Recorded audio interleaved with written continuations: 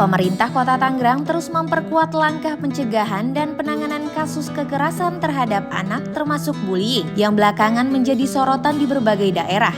Beragam program perlindungan dan pemenuhan hak anak kini telah dioptimalkan.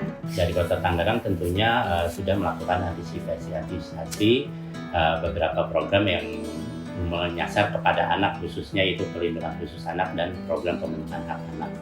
Untuk program perlindungan khusus anak kita sudah menjadwalkan setiap tahunnya itu 27 sekolah.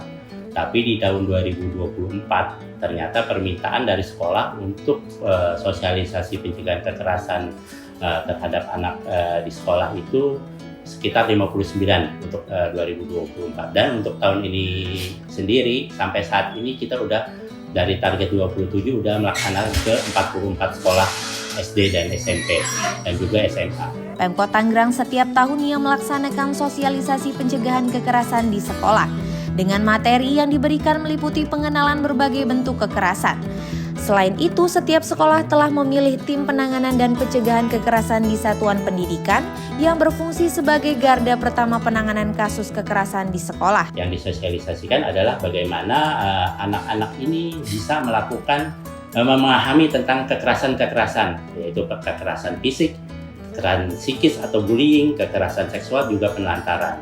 Dan juga kita menginformasikan apabila melihat, mendengar, atau merasakan terjadinya kekerasan, kemana mereka harus melapor.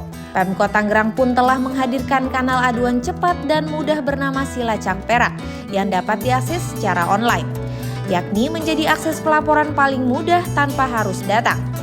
Alur penanganan kasus pun dimulai dari sekolah oleh TPPKS, diteruskan ke UPT PPA, serta mendapat dukungan layanan konseling dari Puspaga Kota Tangerang.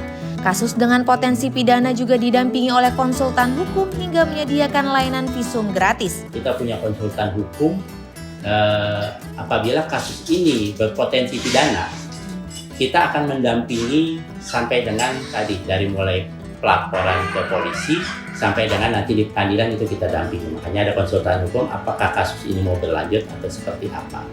Gitu.